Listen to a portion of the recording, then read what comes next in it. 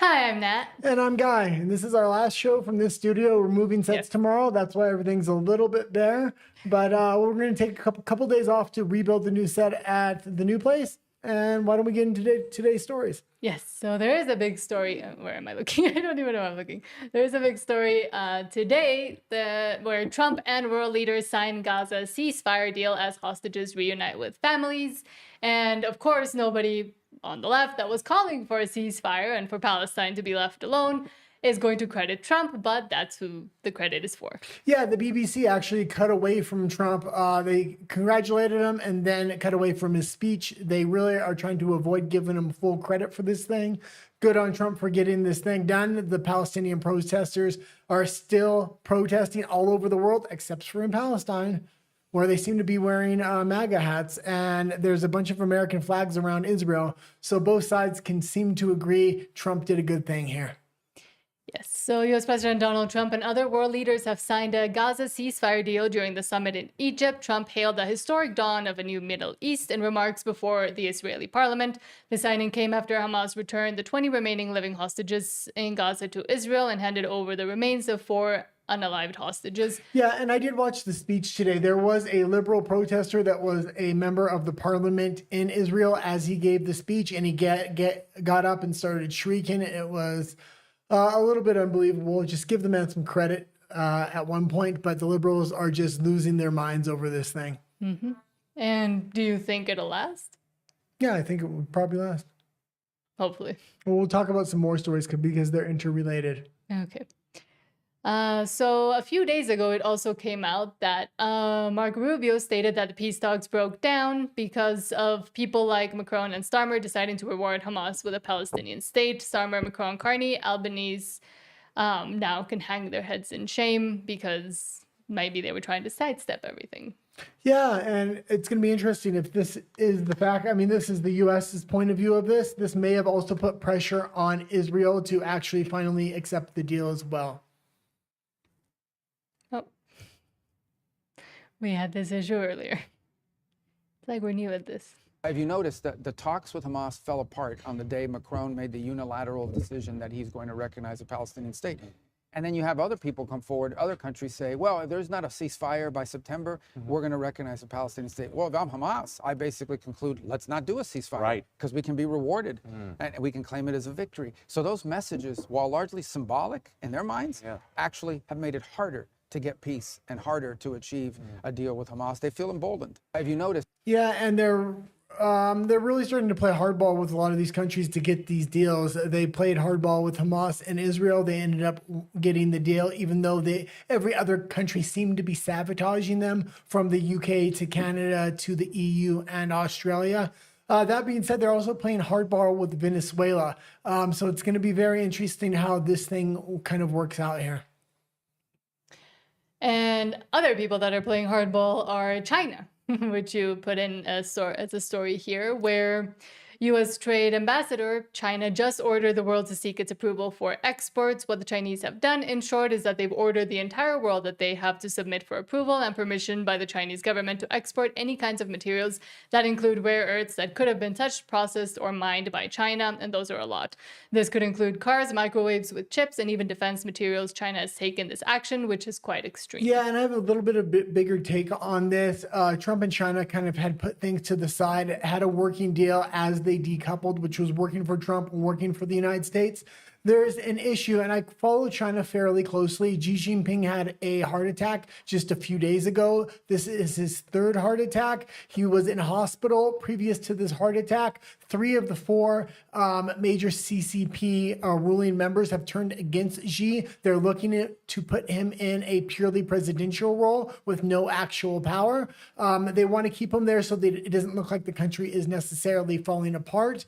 This being said, they also need to make it look like she's still in control of the country. So if he does a major power move against somebody like Donald Trump, it still makes him look like he's in control of the country when things may be actually crumbling from the inside. We're going to have to wait and see what's really going on here. Give it a couple of weeks, see if they kind of work things out. And this was just a power play to make Xi Jinping look like he was okay. Or are they going to subserve power? Should we watch the clip? Yeah, we can watch the clip here. It's weird because we don't have the TV we usually have here. Yeah, where we can our normal things that we look at. So I'm looking to the sky over here. We got a small TV up here. What's the status tonight with the U.S. and China and trade? Well, Brett, you've seen the president's truths today. I've been there with him throughout the day, working with him on a response. What the Chinese have done, in short, is in the past couple of days, they've ordered the entire world that they have to submit for approval and permission by the Chinese government to export any kinds of materials that include rare earths that have been touched, processed, mined by China. So this could include cars, it could include microwaves that have chips, it can include defense materials. So China has taken this action, which is quite extreme. And so President Trump obviously wants to safeguard U.S. national and economic security. And so we have to take our own countervailing action. What's the status? Yeah, and it's going to be interesting what happens with Russia in this equation. There was some tensions between Russia and China at one point because a spy defected from China to Russia with secretive papers showing if Putin's power base ever started to crumble just a little bit, that the Chinese would support the Communist Party with inside of Russia. Friendship between China and Russia may not be as strong as it seems. And with Xi having a heart attack and the other power players within China maybe wanting to take China in another direction, this may be an opportunity for Trump to strengthen relations with Russia. And also with China, they do own a lot of mines that are not technically Chinese, but they are. So how would this even impact that? Like the Canadian ones they own. Yeah, so it's the Canadian but it's actually Canadian Chinese. ones don't matter. Most of these rare earth minerals are coming from Afghanistan. The fact that the U.S. gave up Afghanistan and now they're having trouble with the rare earth minerals. Trump was actually talking about going back into Afghanistan or at least securing the airport.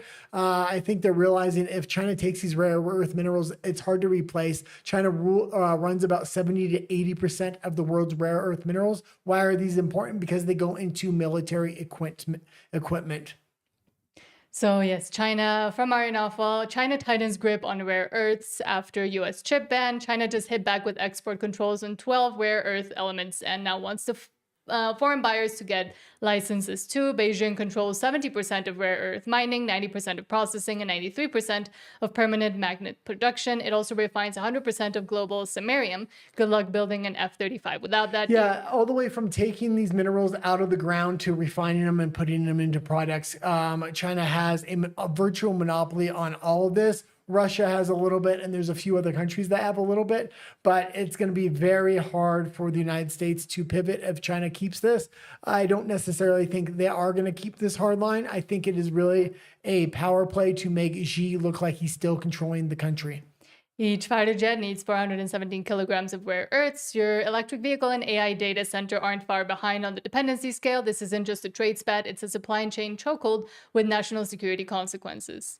And not just for the US, I'm guessing, but for a bunch of different countries. Yeah, and I mean, the U.S. is probably the second biggest manufacturer of rare earths, but it's nothing compared to China. And they don't have the entire production line to refine the minerals and then put them into products afterwards. China's really has this thing really worked out to the science. It is their major power card, and it is something that could potentially spark a war with Donald Trump. I don't think it's going to go there. I really think this is just a power play to make sure people know she's running the country. But apparently also from Mark Nixon, boom, China's ambassador just told Canada, drop your tariffs and we'll drop ours. Oh, and we'll buy your oil too. A huge demand and market for oil, Canadian oil in China. That's called a win-win. Unless you're a liberal allergic to common sense, Carney just got checkmated. Yeah, this is a huge play by the Chinese. Before this, Canada was tariffing the United States, and they were tariffing China on certain products. They've been doing this for decades, and these countries haven't been doing it back to Canada. First, the United States and Donald Trump started tariffing Canada back, saying we need to drop all tariffs, or we can go tit for tat. China, shortly after that, started doing the same. Canada was kind of caught in the middle in the worst possible situation. But now with the U.S. raising the tariff on China, China's looking to increase trade with other countries. This is a real opportunity for Canada. At least they have trade leverage now in the negotiations with Trump. Before, they really had no cards. They can really play this China deal off of a deal with Trump, decide who they want to go with. They need to stick with the U.S. because the U.S. is so close in landmass and the majority of their economy. So, and should we watch? yeah, let's watch it. But I really think Carney's trying to collapse Canada at this point for digital currency, digital ID, and getting control over the citizens. So I really think he's going to fumble this on both sides, whether it's the China or the American side. Sign yet that this will be a quid pro quo, that if in fact we do remove those tariffs on Chinese-made EVs, the ambassador from China told me explicitly China will remove their tariffs in a commensurate fashion. Have a listen to it. So if Canada removes the unilateral unjustified tariffs on Chinese products, China will also reciprocate accordingly. And if the EV tariffs are removed, then China will also remove the tariffs on the relevant products of Canada. I also had the chance to talk to the ambassador about the possibility of more Canadian oil and gas going to China. TMX, for example, LNG projects in BC, all of that is aimed at diversifying our markets away from the United States and sending more oil and gas to China. The question is, though, if, for example, we were to double that and have another pipeline that goes out west, is there enough demand in China to take all that extra oil? The ambassador seemed to indicate that there is. Yeah, it's going to be very interesting. The Chinese would probably completely pay and invest in that pipeline to build it from Alberta to the Pacific coast, which would diversify the Canadian oil and energy sector away from the U.S. The U.S. currently pays under market value for Canadian oil and gas because Canada doesn't have any other customers because they don't have any pipelines that run anywhere but the U.S. They've really put themselves in a pickle over the last decade by mismanaging their natural resources. And now Carney has seemed to be walking away from investments in natural resources. If Pierre Poilievre was there, it would be a complete different story. That being said, I just don't see Carney as a competent leader at this point. And I think Canada's going to start to feel it pretty soon, especially when the reports start coming out as well in November. Yeah, the Canadian dollar to the U.S. usually sits around 73, 74, sometimes 75. It's already started to drop to 71 because the tariff deal isn't emerging. 71 Canadian. 71 cents Canadian. To the dollar. Yeah.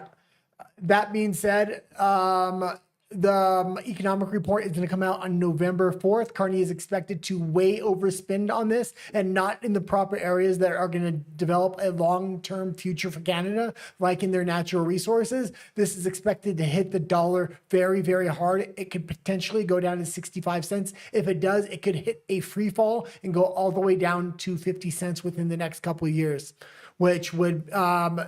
the last time the Conservative government was in Canada, the Canadian dollar was almost parallel with the American. So it was a bit higher at some point. When I arrived to Canada, the Canadian dollar was stronger than the U.S. So yeah, they really need a conservative government. Again, that being said, I mean, if they would have had Pierre Poilievre and the Conservatives kind of take over after Trudeau, the country was pretty far gone, but it was a manageable reset they could have done by investing heavy in infrastructure. After Carney's done with the country, I think it may be too little too late because you're going to need 5 to 10 years to even develop these pipelines and plans to diversify the economy. But again, he might be doing that on purpose as well. Yeah. So, I mean, I was watching a clip with Trump and Carney today at Trump's speech in Israel, I believe it was, and they had a hot mic moment, and they seem to be good buddies. And I think Trump likes Carney because he has no problem destroying Canada and taking all that, all their companies, all their manufacturing, all their natural resources at pennies on the dollar. It could really help revitalize the United States, but for Canadian citizens, it would be extremely bad. And with Trump, even though the Nobel Peace Prize Committee doesn't seem to think that he deserves it after all this, apparently the Nobel Peace Prize winner, Maria Corina Machado, dedicated the prize to President Trump. She said, "I dedicate this prize to the suffering people of Venezuela and to President Trump for his decisive support of our cause. We are on the threshold of victory, and today, more than ever, we count on President Trump, the people of the United States, and peoples of Latin America and the democratic nations of the world as our principal allies to achieve freedom and democracy." And also today, I believe the prime minister, if that is this title, of Pakistan also decided to nominate Trump again for the Nobel Peace Prize after the signing of the deal. He's ended 8 wars at this point, even the ones that he's not able to end, like the Russian war. At least he's putting a true-hearted effort in there. If anybody deserves this prize, it is him. This girl in Venezuela, although a lot of liberals may like her, she hasn't done much, especially when it comes to ending wars. She's simply promoting democracy in the country, whatever that means. Everybody seems to have a different idea of what democracy is. The EU claims they're defending democracy, yet they're taking the sovereignty of every other country within the EU away from them. The UN seems to be doing the same. Western countries are just crumbling and democracy is disappearing. Trump is actually taking action on the ground and ending these wars. This is over almost 100 years in the making for peace in the Middle East. And he did it the first time with 7 Middle East peace accords. He's now done it again with Gaza. Everybody knows he should have won it. They're trying to say that, they had to nominate him before the 11 days. That being said, Barack Obama won an award, the Nobel Peace Prize, for doing absolutely nothing. And it was within 10 days from his election to winning the prize that he actually won that. And he didn't do anything except be elected president. And with Maria Corina Machado, I mean, yes, it was great risk to her life. But at the end of the day, when you put both on the balance, I feel like even she felt a little bit like, I have to say something because this just does not seem... Let's just talk about this chick for a minute, because she's not promoting peace in any way, shape, or form. If anything, she's begging Trump to come into Venezuela and kind of provoking a war in a way. So she's somebody that if a war does break out of Venezuela or Maduro steps down, she's going to be obviously the next leader. She knows that. And behind the scenes, she's twiddling her fingers, hoping a war probably does break out so Maduro will be gone and she can be put into power. In no way, shape, or form do I think she is promoting peace. Okay. Another person. Well, a lot of people are saying this online.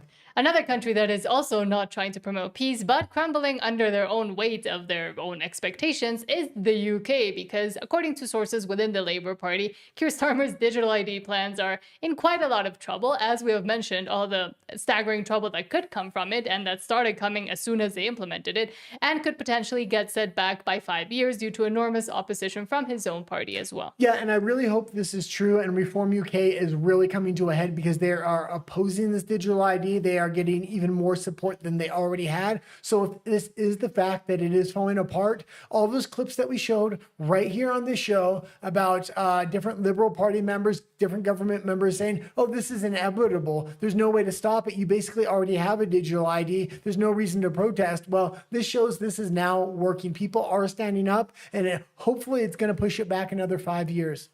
And why is it important to push digital ID back right now, 5 years? Because digital currency is coming at the exact same time. If they're able to get a digital ID as the foundation and build a digital currency on top of that, they will have complete control. I was told a couple of days ago that Number 10 were holding online post-conference Zoom call effectively with Labour MPs just to update them on where things are with the party and with the government, with Number 10. And they were told that there would be meetings with Number 10 officials, government ministers, to basically explain to them what digital ID cards are all about, how they would work, what the thinking behind it is. And a couple of the MPs who were on this call were basically just sort of tearing their hair out, messaged me to say there's planning these meetings to try and win us round. It's not going to work. If anything, it's going to harden opposition to it. Now, I spoke to another Labour MP who wasn't on the call, but he said, basically, he described it as Number 10 having a reverse Midas touch. He said that if Number 10 supports it, then that makes it less likely that it's going to happen. He thinks that this has probably set it back, the whole issue of ID cards, set it back by 5 years, simply because Number 10 are attached to it. We've seen polling as well, which showed that support for ID cards plummeted after Keir Starmer backed it. So yeah, there's no doubt that it's in quite a lot of trouble, I think. Kevin, there's so many points to pick apart there. Let's start with the notion. If you look at the map, that petition map. And this being said, I was looking at some poll numbers before he made the announcement that everybody's going to be required to have a digital ID card if they want to work in the UK. And before that statement, the majority of the public in the UK actually supported it. After that statement, a lot of it picked up fire on social media, and people are starting to get educated about the dangers of digital ID. And there is a mass resistance against this in the UK. So keep it up if you are living in the UK. Where people have been signing this petition, a lot of the people are in Labour seats. A lot of them are in Labour seats with relatively slim margins. A lot of the seats are where Reform are nibbling at their heels. And this is another wheelie bin fire for those local parliamentarians, on top of the winter fuel allowance, on top of the farming backlash, you name it. It's something else they've got to deal with on the doorstep, and it's going to be a hard sell for them. It is, Martin. I mean, you mentioned there's 2.8 million people have signed that petition. Now, that, put in some kind of context, that is a lot of people signing a petition on the Parliament website. You know, that is, I think that shows how much public opposition potentially there is out there. And a lot of Labour MPs are saying, oh, why are we doing this? It wasn't in the manifesto. They don't understand why Keir Starmer is suddenly all guns blazing for it. And there's also some dubiety as to, you know, what the official reason for it was. If you remember when Keir Starmer announced it, he said it was to crack down on illegal immigration. It means that if you want to start a job, you must have one of these cards. So if you're here illegally, then you won't have the card, therefore you can't work, and that will reduce the so-called pull factors, bringing people here on small boats, for instance. But since then, and I think Keir Starmer's talked about this on his trip to India, they've started saying, oh, well, there's other reasons for it as well. It'll make other bits of public service, accessing public services more easy. And people are saying, well, hang on a minute, what is the reason behind it? You said it was this, now you're saying it's that. What, you know, it's all a bit muddled and confused. And you're right, it's a difficult one for Labour MPs to try and sell on the doorstep when they're talking to voters.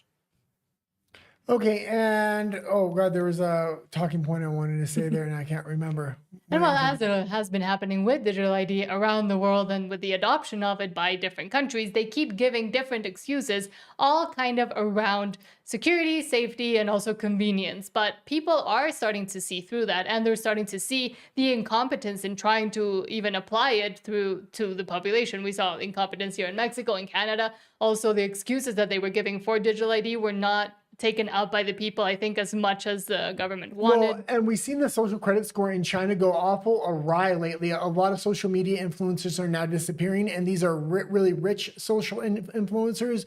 So China is having a lot of really poor social influencers kind of disappear and no longer have profiles. A lot of extremely mega wealthy social media influencers, the one guy is called the Kim Kardashian of China, completely disappeared. It's suspected that he is locked up in a dark prison and nobody knows where he's at, but they only want middle class. Xi Jinping has already said there are no poor people in China. So anything that brings any light to that there are poor people in China, they want to get rid of that. If people are too rich, they don't like it, so they're getting rid of that. When you bring in a social credit score, the government is going to be able to manipulate the population in unfathomable ways. Yes. And where do you want to go to next? Whatever the article is you got there. So this was a few days ago, but from Eric Doherty, breaking, tens of thousands of Palestinians are flooding toward northern Gaza after President Trump's ceasefire took effect and peace broke out in the region. Many of them are seeking to return to their home or check if it's been destroyed along with other property. Unbelievable, historic. Trump is saving thousands of lives. The unaliving has stopped, and that's what matters. I'm guessing it's just short. Yeah, the good is that obviously the ceasefire is holding. The ceasefire is working, and these people feel free to make their way north. They are walking along a main seaside route along the Mediterranean, heading north towards Gaza City. And as you pointed out in the last hour, many of them on foot for a number of different reasons, either too poor to own a car, the fact that their cars could have been destroyed in the war, but also their cars could have been confiscated by Hamas during the war. That happened quite a bit. Okay, and that's finally, good. So a lot that's of the the roads scene. so badly There is damaged major after 2 support years of fighting now on the on foot is Palestinian the only side way as to well as travel. the You can see Israeli many of these side people for Trump. That being said, it was a little bit short-lived. The day after this peace deal was announced, Israel had bombed Lebanon. So as soon as one war ends, another war starts. Israel was involved in 7 conflicts simultaneously. It was down to 6. Now it's back up to 7. So, yeah, I don't know what to really say about that other than I hope it was more of a widespread peace and Israel starts making truces with more than just Hamas, but we'll kind of see what happens. Somebody that doesn't seem to want to keep making truces and just keeps making both excuses and lies up is Jimmy Kimmel, because again, he came out recently to say that Antifa is an imaginary organization, as have many other Democratic both candidates, politicians, and just liberals that support Antifa, apparently, because they keep wanting to obfuscate and apparently forget that Antifa even exists. They're all pretending like there's no organization, like there's no leaders, like no one, even though the writer of the book about Antifa and one of the leaders and financial contributors to Antifa just tried to flee to Spain a few days ago as well. Okay, let's talk about this for a minute. This is the left's talking point. Over 5 years ago, I was talking to liberals in my bar that were fairly radical. Their big talking point was there's no such thing as Antifa. Antifa doesn't exist. Yes, the left has been involved in mass organizing of terrorist groups for quite a while now. And that being said, they have kind of evolved, making sure there's no leadership structure, no formal structure, so they can kind of avoid any talking points of, oh, we're going to go after these people because they're doing very bad things.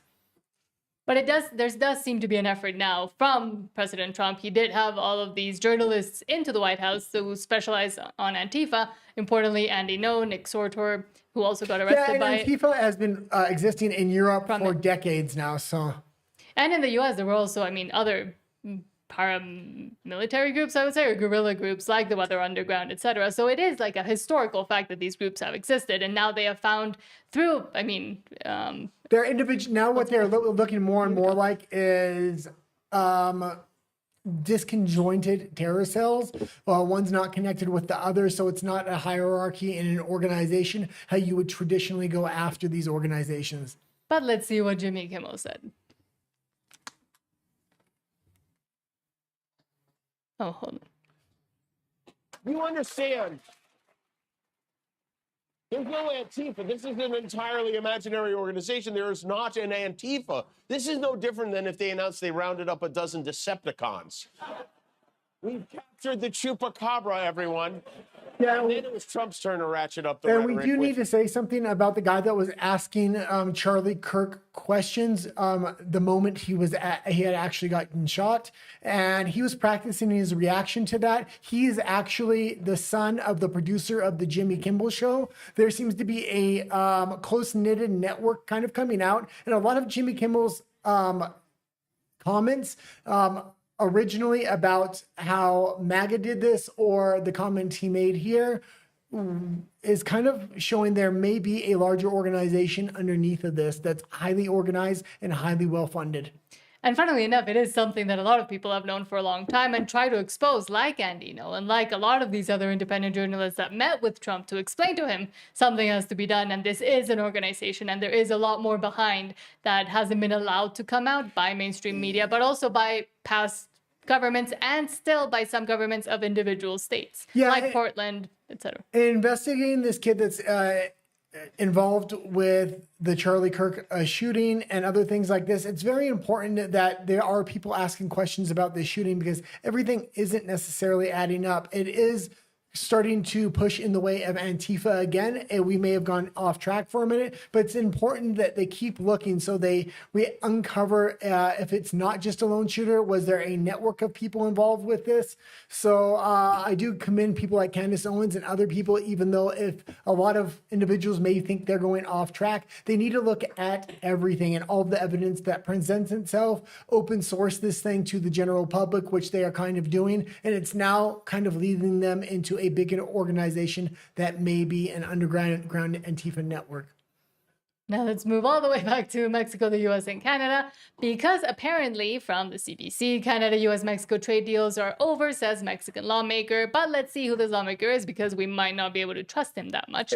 Trade has grown dramatically since NAFTA, but such pacts now face nationalist headwinds. Yeah, I think he's fairly trustable. He's with the ruling party of Morena, which That being said, I don't necessarily like Morena for a lot of their left-wing cultural policies, but she is handling this tariff deal tremendously well. And having somebody like this kind of leak this statement to the press kind of shows their allegiance to the U.S. first. Mark Carney is trying to sidestep the U.S. and use Mexico as a pawn to get the best deal for Canada. And it seems like Sheinbaum and the Moreno party is really outstepping Canada.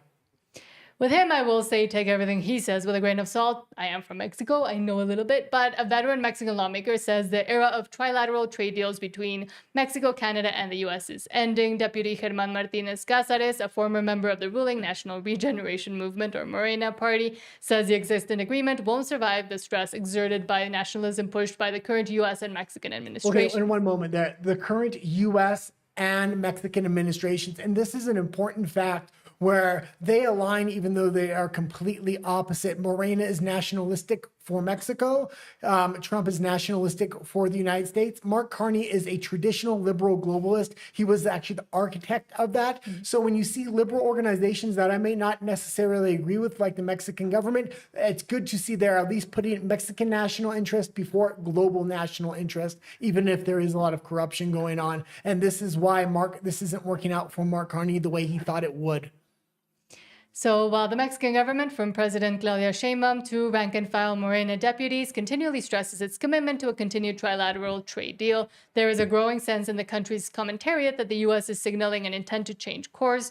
Not long after Martínez Cáceres spoke with CBC News, U.S. President Donald Trump, with Prime Minister Mark Carney sitting next to him in the Oval Office, suggested he was open to doing different deals with individual countries when asked by a reporter if he was committed to the current trilateral trade agreement. And we have talked a lot about in this show about how both the NAFTA and the USMCA came about, and how each time basically Mexico had decided to include Canada and invite Canada, even when the US wanted to do a bilateral deal just with Mexico. Mexico was always the one that was bringing in Canada, even though in the end it didn't seem like Canada was going to give much in return to the whole deal itself, but also then try to expel Mexico and make another bilateral deal with the U.S. once Mexico had tried to bring them in. Mexico's a really easy country to work with in this equation compared to Canada. Both countries are on the borders of America. The difference is it's very easy to know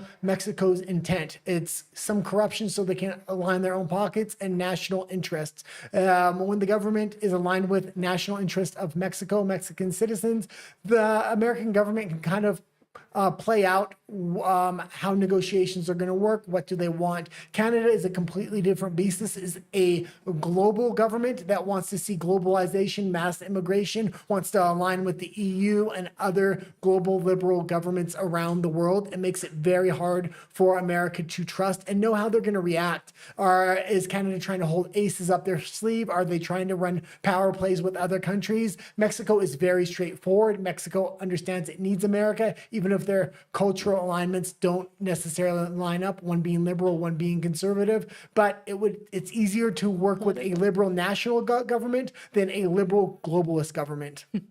And a liberal globalist government that is now doing even worse things. And I mean, more and more stories come out about the UK. And this is just another example from Wall Street Apes. The UK is finished. UK resident says, I now have a criminal record because I wrote in the Critic magazine that my stalker was a man, because he is a man. But the police said that misgendering him was contrary to the Online Safety Act because it was spreading false information. So he got a criminal record for Somebody misgendering. that is stalking you, you can't even say it how they are. You'll be charged. This is insane. Let's look at the story. And in the Canadian courts, you also have to abide by, or you can get shown before the Human Rights Tribunal in Canada, if you don't abide by within court to your whoever offends you or you have a case against, you have to also gender them properly. Yes, I hear you. I now have a criminal record because I wrote in the Critic magazine that my stalker was a man. Because he is a man. He is. Play it at 1.5. If it has music, we have to play at 1.5 so we don't get a strike.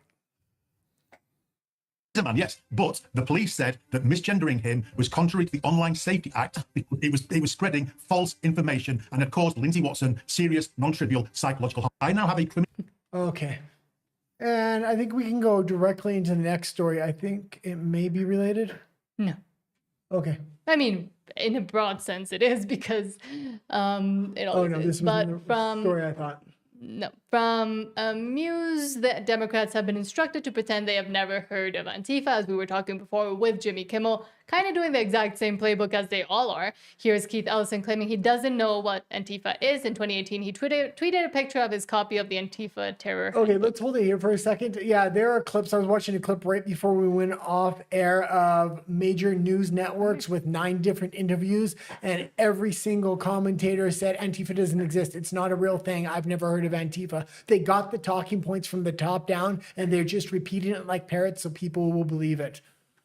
But this is the evidence Antifa does exist, and they know it exists. So that's the same man holding up the book that's going to be speaking right now, only that was years ago, and he's apparently forgot he was promoting this book. And on his tweet from 2018, it says, at Moon Palace Books, and I just found the book that will strike fear in the heart of real Donald Trump. So the fact that that there is no, I mean, nobody even knows what it is. The first person I ever heard use the word Antifa was Donald J. Trump when he was going on about how there were good people on both sides in Charlottesville. That's the first time I ever heard anyone use the term. So now it's this amorphous thing, and if nobody's really Antifa, then everybody could be. And the reason you can't find them is because they're just that crafty. So the fact that... And we can see at any protest, whether it's the No Kings protest or anything else, that there are these Black Bloc Antifa members all over the place. Even here in Mexico, I mean, they're at Canada. I got chased by some a few years ago as well, broke my microphone. But should we head over to RUMBLE because our last 2 stories are a little bit too spicy for YouTube. This was a short one because, again, we are moving studios. So yeah, and again, we are going to be moving studios. We're going to be off air for a couple of days while I move the electronics. The furniture's obviously already been moved. So we'll see you over on Rumble for the last couple stories. If you haven't subscribed, please do so. Yes. Hold on. We're going fast today. Okay, I'm logging into Rumble here. Maybe